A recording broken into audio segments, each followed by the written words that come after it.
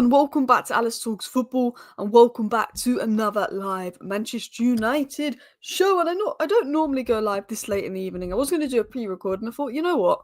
It was match day yesterday. There's quite a bit to discuss. Let's go and do a live stream, because I have been slacking on the live streams lately, which I do apologise for, but I've just been so exhausted lately in general. But we do have some interesting news and interesting stories coming about at the moment. We've got updates on Alphonso Davies, our plans for Alphonso Davies, Matheus Cunha, Garnacho could leave in the summer, potentially. We'll discuss that. Some surprise moves in the summer. Amorim has revealed what he believes the problems are at United and will not hold back. Amorim already knows who he wants to get rid of, what he wants to bring in. He's just had a meeting with INEOS. We're going to discuss the whole sort of situation and news coming about at United. So guys, please do go ahead and hit that like button if you do enjoy today's video, and feel free to subscribe down below if you're new. We're so close to 100k. I'm on 98,382 subscribers, so I'm about 18 subscribers away from 98.4k. So if we can hit that by the end of the day, it'd be amazing. I don't think we're going to quite hit 100k in 2024, but you never know. So I'm going to dive into the news. I'm going to dive into the story. The first thing I actually want to dive into is a little bit more off topic, but it's actually on sort of this new rule coming in, which I don't really, for me, I'm not the biggest fan of this rule, because I think it's just going to benefit Arsenal, to be honest, and I don't like Arsenal. But let's talk about this. But what I am going to do is quickly, I'm going to open my window because I am absolutely sweating. So bear with me one sec, because I am boiling right now in my room. I don't know what it is. But my room just gets really hot, and I don't know if you could hear me very well there, because I was miles away from my mic. But I am back. But I was just roasting there as well. But Ruben Amorim could sell players. Now, interestingly, there was something I read earlier today, but it came from like one of those nonsense, ITK accounts. So I'm not going to include it in today's video. But it sparked a conversation that Ruben Amorim apparently would be willing to sell both Garnacho and Rashford to raise funds for significant investment moving further forward, which was an interesting one. And we might touch upon that conversation-wise, because I think you could get good money for Garnacho and Rashford, and potentially I see them as potentially being part of the future of the club. I think that they weren't great yesterday, and I think Garnacho's young, and I think we have to be patient with young players and stuff. But I do have questions if Garnacho is going to suit Amorim's system. I don't see where he fits Amorim's system. But I do think there's a good player in Garnacho. Rashford's someone that's got to perform this season or he will go. So we will discuss that later on in the show, because if you know me, you know I like both Garnacho and Rashford, but I look at our attack and I know that we need significant improvement. We do need significant improvement, and we're going to have to get money from somewhere. So we will discuss that later in the show. But I want to dive into this story first before going into some more news. So it was said here, referees will award a corner to the opposition if the goalkeeper holds onto the ball for too long under a new system being considered by football lawmakers. Did Arsenal come up with this idea? Because I swear they play for corners. Under the proposed change, trialled successfully in the Premier League's under-21 competition, goalkeepers would not be allowed to hold the ball for longer than 8 seconds, with referees raising their hand and counting down from 5 seconds to 0. So this is a new rule coming in, which I think is to stop time wasting. Now, if you want my honest opinion, the reason I don't like this rule is because I know that the Premier League refs are not going to apply it consistently. They're not going to apply it consistently. You'll see the opposition hold the ball for 10 seconds and the ref does nothing. And we'll see Man Utd hold the ball for 6 seconds and he gives the corner away. For me, I feel like we give the refs too much power. I think they can book a player for time wasting and then they won't do it again. But I think we give the refs too much power. If it was 10 seconds... and I felt that the referees would actually, do it accordingly and not just do it, sometimes and not the other time, fair enough. But it's like, when Declan Rice got sent off for kicking the ball away, nearly every game someone kicks the ball away and delays a restart, but only every now and then is a yellow given. And I feel that's the same with corners, and then if a goal comes from that corner. So for me, I'm not the biggest fan of introducing this rule, because I just think we're giving the Premier League refs that are not good enough at their jobs too much power. If I'm going to be honest, that's I just don't see it ending well as well. Alice, I think it may be a good idea to sell Garnacho and Rashford because they will be pure profit and can reinvest in quality players. I think for me, if we look at Garnacho's 3 games under Amorim, I think he's struggled. I think he doesn't 100% suit the role. And I've always said I think he would be better off at the wing back. I think for me, it's easy to be reactionary, and because 3 months ago we were talking about how good Garnacho has been for his age, and now everybody's jumping on it. I don't think he's been good enough lately, but I'm gonna make my judgment on Garnacho at the end of the season. I think he's so young. I think he can be a really good player, and I think we have to forget how young he is and how much he's been overplayed. I think there's areas of his game needs to improve, but I think we're going to see how he develops under Amorim between now and the end of the season before I make judgment on him. We definitely need investment in attack, but I do think when we stabilise and we have a better system, it'll be interesting to see how Garnacho does. I think Rashford, he has to perform this season or he will go, because you cannot have 2 bad seasons in a row, particularly on the wages he's on. I do think Rashford could benefit from Amorim's system, because if you get Rashford closer to the goal and you give him opportunities where he has shots, he will score. I think if we get the ball to Rashford, and I think the attack was pretty crap versus Arsenal yesterday, but I felt that we didn't feed the attack anything as well. If you get the ball to Rashford, I think he will score. But I think it's one of these conversations where I'm not going to jump on it until the end of the season, because for what we might know, Garnacho, and I don't think this is going to happen, by the way, I really don't think this is going to happen, but for all we ever know, Garnacho could hit 30 goals this season, and he goes on some mad run after Christmas and is playing like Salah. Do I think that's going to happen? Absolutely not. But what I'm saying is I'm not going to make any judgments on players until the end of the season, and I think that's when we can really evaluate on players as well. I think it is getting used to a new role, getting used to a new system. I think as well, it's going to take time. I don't think we can expect everybody to hit the ground running. I look at it now and I think Ahmad, Mazraoui doing really well. They're really suiting the system. De Ligt, Maguire, Yoro look like they'll be absolutely fine. Luke Shaw looks like he'll be fine. A guy looks like he'll be fine. The question marks are in attack, but the question marks have been in attack for a while. Is it the individuals? Is it the system? Is it our inability to feed the attack? I think we will have discussions and talk about that later down the line as well. But I think with Rashford, yeah, obviously the high wages will make it difficult to sell. So we're going to talk about his Euro plan, and then we're going to talk about Amorim's plans for the United squad. It was said in every internal meeting, even during talks before joining Man United, Amorim and his staff mentioned Leny Yoro as a crucial player and smart signing. Leny Yoro's game time will be managed to avoid injury in the next weeks, but he's considered the ideal player to sign by technical staff and Manchester United's management team, according to Fabrizio Romano. So here we are talking about Leny Yoro. Leny Yoro was very, very impressive. We're going to talk about Amorim's thoughts on United players and more information on that soon. But it was basically said that those that's inside United are very happy with the Leny Yoro signing. Amorim is very happy with the Leny Yoro signing and sees him as someone in his plans. They've had an internal meeting. They spoke about Yoro, and he's seen as someone that's going to be a crucial player and a crucial part of Manchester United's team. Yoro made a cracker tackle last night. It was great to see. Yoro looks special, very rare for a centre-back that young as well. Yeah, I thought Yoro looked really, really good. I thought it was really impressive, Euros, particularly because he got thrown into a very difficult game.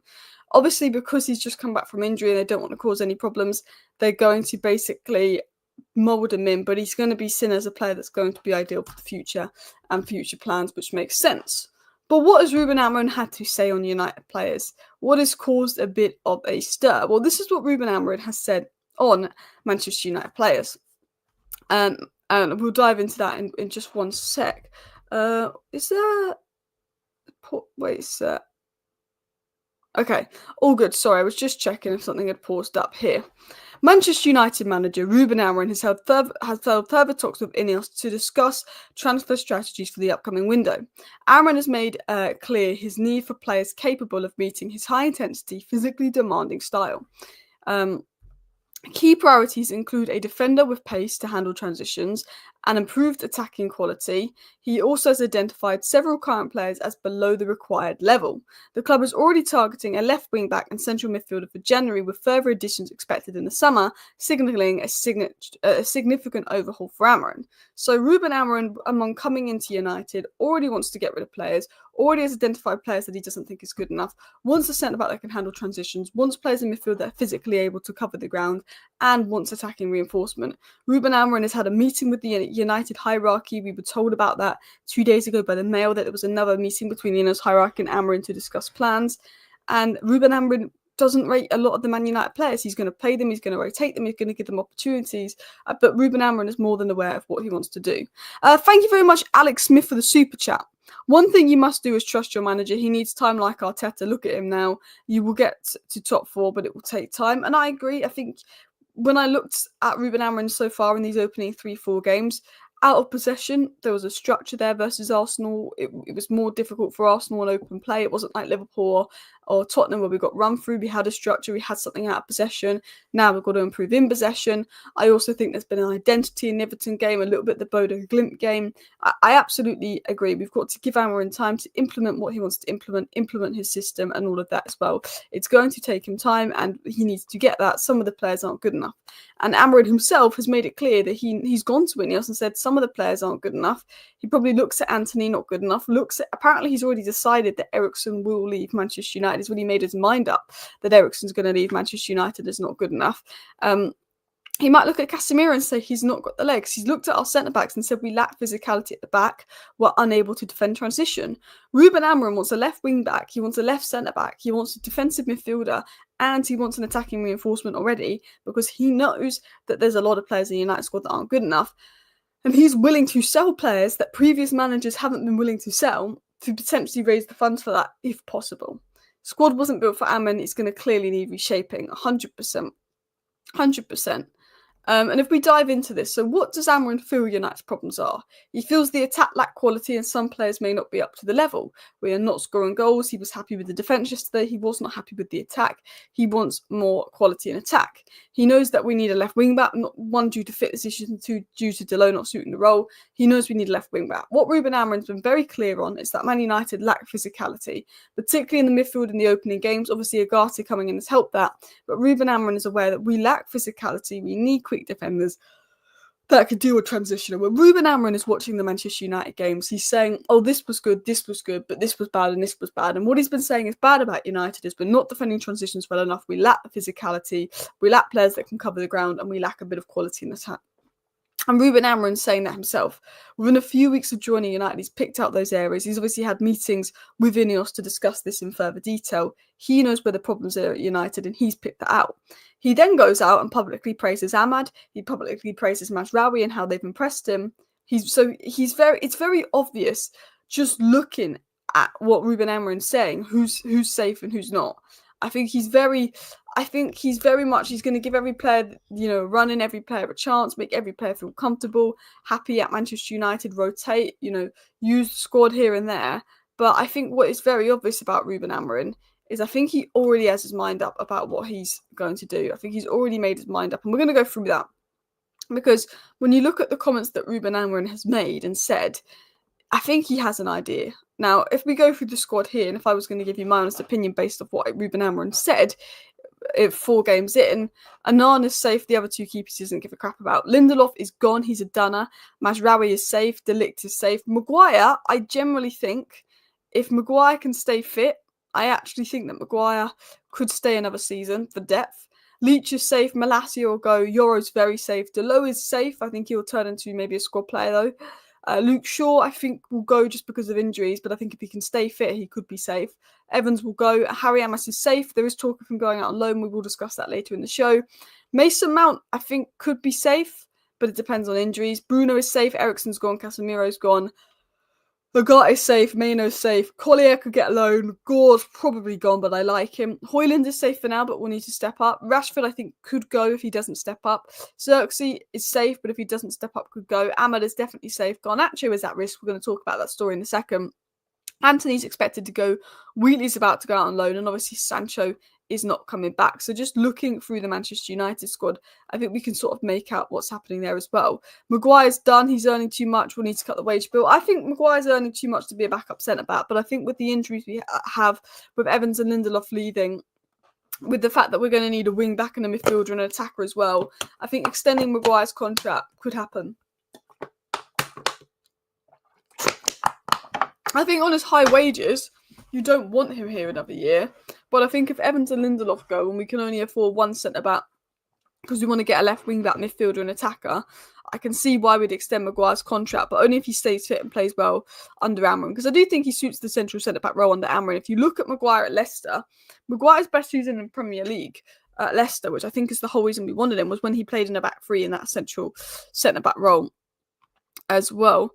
So let's dive into some more news. Let's dive into some more stories. I think, Luke Shaw, people say he needs to retire. It's sad with Luke Shaw because his body has been described as broken. It's really sad what's happened with Luke Shaw. So this is what Amorim's had to say. We work a lot on the construction. You can see the structure, you can see the idea, but then you can see what we need to work in the last third. We need to be more aggressive. We need more ideas. This part is harder to improve at a lot of training. So Ruben Amorim is saying at United, we're improving and learning the structure, we're improving and learning the system, but we need to be more aggressive. We need more ideas going forward. And he's saying it's going to be hard to improve at a lot of training. But Ruben Amorim has not only pointed out that we lack physicality, he's not only pointed out certain defenders can't defend against transition, he's not only pointed out that we lack legs in midfield, but he's also pointed out that we need to score more goals and do more as well. I play a lot of Football Manager and now do formations and tactics on all you said. You said are going are not in my squad anymore 2-3 years. For now, only kept Rashford as he's good on the game. So I honestly couldn't understand what you're saying. Sorry about that. I absolutely messed reading that up. But I do think Ruben Amorim's system I like. We have to wait and see what players suit it. But I think Ruben Amorim's system I like, the structure I like. It's now down to INEOS to recruit the players that will be good for the system. Godwill was on the bench last night. We are looking to the future. Maguire is just too slow. We can't play a high line with him. No logic in giving an injury-prone 31-year-old a new contract. I think we can play a high line with Maguire, and I think he can do well in the central centre-back role under Ruben Amorim. But I just think with his wages, with his injury record, I think, yes, it would make more sense to let Maguire go. But I'm not going to be mad if they extend Maguire's contract, because I do think that we're obviously going to lose Lindelof and Evans, and Maguire is a little bit better than them. I actually want to show you something in a second in regards to the youth, but I am really excited for Godwill Kokonki. I think Godwill Kokonki could be their long-term left centre-back. I quite like the look of Schlotterbeck. I like Murillo. I like Branthwaite. And I think United will probably look to sign a left centre-back. But I do think Kokonki could be that guy long-term for a centre-back as well. Someone said, do you think Maguire will leave? I think it depends between now and the end of the season if he stays fit or not. I think that's what it depends on as well. Your manager will improve defending set pieces given time, I reckon. You know what? I thought the attacking set pieces were okay. The little play to Anthony that was shot right at Raya. I thought the attacking set pieces, there was something there, but I do think we need to improve defensively from set pieces as well. Have to recoup something on what we paid for Maguire and get rid of those rages rather than get rid and buy another up-and-comer. The problem with Maguire is he's going to go for free, or we're going to extend his contract, try and sell him. He won't leave because he won't get the wages, and then he goes for free next year. I don't think we're going to get any money from Maguire because I don't think he'll leave if we extend his contract. That's the situation as well.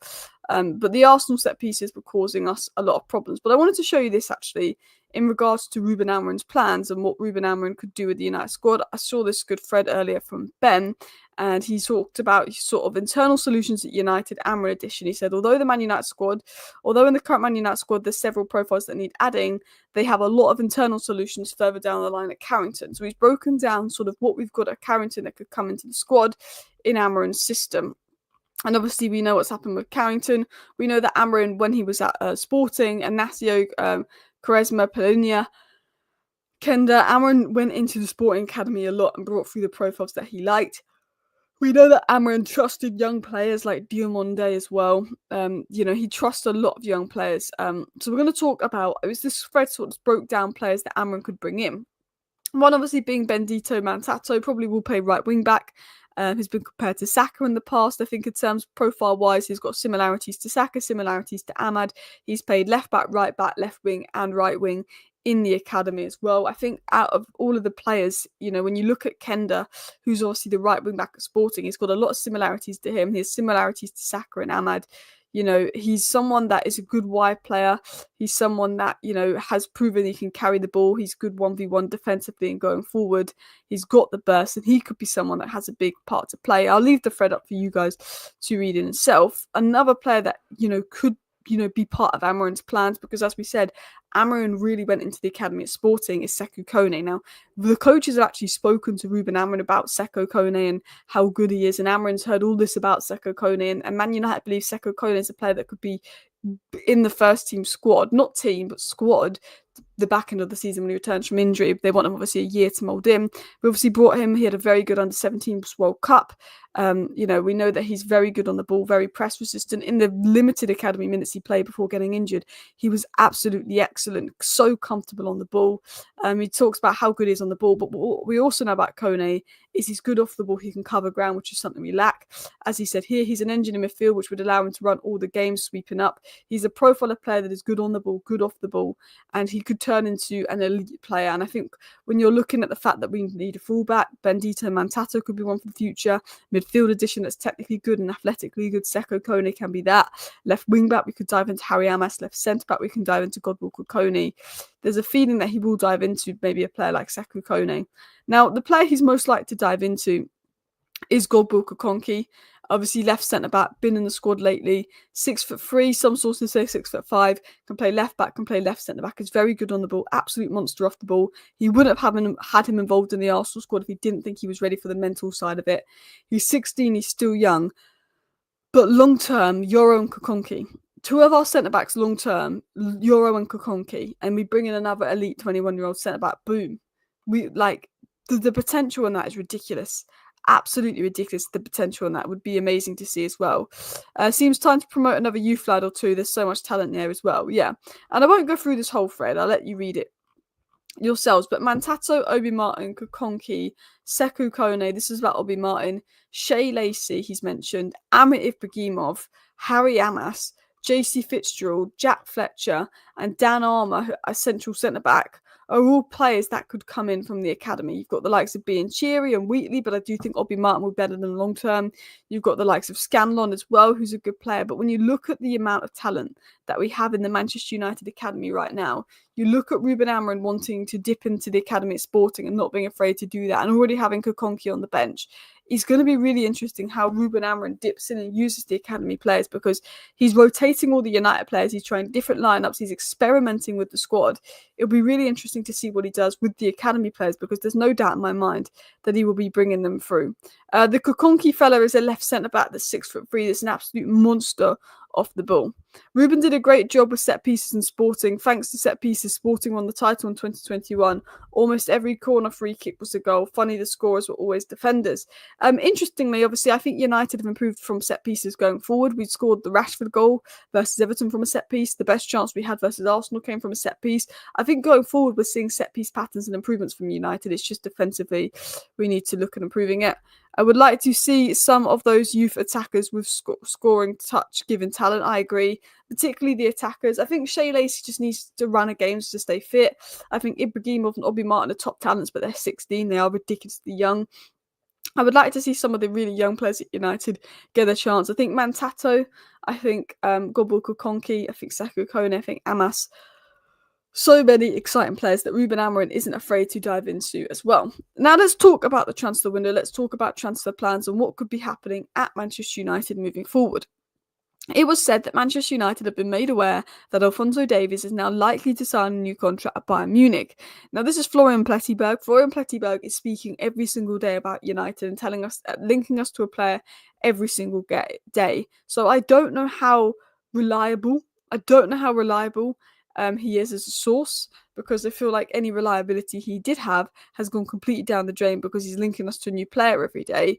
But we also had Christian Falk saying that Manchester United have asked to meet Alphonso Davies and his representatives in January.